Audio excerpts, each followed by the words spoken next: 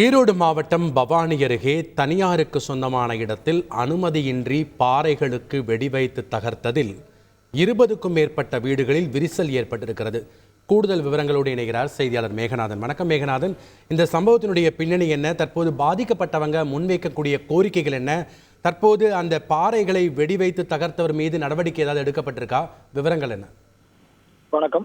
ஈரோடு மாவட்டம் பவானி அருகே சித்தோடு 4 சாலை சந்திப்பிலிருந்து பவானி செல்லும் சாலையில் உள்ள பாரதிபுரம் பகுதியிலிருந்து சுமாராக 150க்கும் மேற்பட்ட வீடுகள் உள்ளன.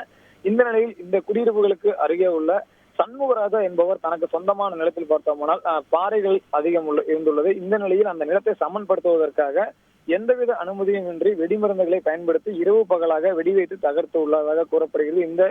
இதன் காரணமாக அப்பகுதியில் உள்ள சுமார் 20க்கும் மேற்பட்ட புதிதாக கட்டப்பட்ட வீடுகளில் இரவு நேரங்களில் அந்த வெடி வெடித்ததன் காரணமாக விரிசல் ஏற்பட்டுள்ளது. இதனை கண்டு அதிர்ச்சி அடைந்த அப்பகுதியை சேர்ந்த வீட்டின் உரிமையாளர்கள் நிலத்தை சமன்படுத்தும் பணியில் ஈடுபட்ட சண்முகராஜனிடம் வாக்குவாதம் செய்தனர். இந்த நிலையில் அவர் அதையெல்லாம் பொருட்படுத்தாமல் தொடர்ந்து வெடிவைத்து தகர்த்து வந்துள்ளார். இதன் நிலையில் பாதிக்கப்பட்டவர்கள் தங்களது வீட்டின் மீது மொட்டை மாடியின் மீது சிதறிக்க அந்த பாறைகளுடைய சிறிய அளவிலான கற்கள் சிதறி கிடந்ததை கண்டுள்ளனர். மேலும் அந்த வெடிமருந்துகளும் தங்களது வீடுகளுக்குள் துகள்களாக கடந்துள்ளது. இதையடுத்து கிராம நிர்வாக அலுவலருக்கு அவர்கள் கொடுத்த தகவலின் பேரில் அந்த பகுதிக்கு ஆய்வு மேற்கொள்ள வந்த கிராம நிர்வாக அலுவலர் இது அதாவது எந்தவித அனுமதியும் இன்றி சட்டவிரோதமாக வெடிமருந்துகள் பயன்படுத்தப்பட்டு பாறைகள் தகர்க்கப்பட்டதாக தெரிய எடுத்து இவர் கிராம நிர்வாக அலுவலர் அந்த நிலத்தின் உரிமையாளரான சண்முகராஜன் மீது சித்தோடு காவல் நிலையத்தில் புகார் கொடுத்துள்ளார். புகாரின் பேரில் வழக்கு பதிவு செய்த சித்தோடு போலீசார் சண்முகராஜன் மீது வழக்கு பதிவு செய்த நிலையில் சமன்படுத்துவதற்காக வெடிமருந்துகள் எங்கிருந்து வாங்கப்பட்டது,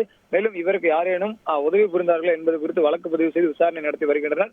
சித்தோடு அருகே பார்த்தோம்னால் 20க்கும் மேற்பட்ட வீடுகளில் அந்த வெடி வெடித்து தகர்த்ததன் காரணமாக விரிசல் ஏற்பட்டு உள்ளது. அந்த பகுதி பொதுமக்கள் மத்தியில் பெரும் பரபரப்பு ஏற்படுத்தியுள்ளது.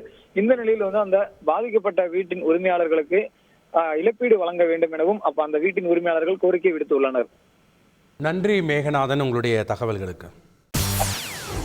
செய்திகளை உடனுக்குடன் தெரிந்து கொள்ள உடனே சப்ஸ்கிரைப் பண்ணுங்க.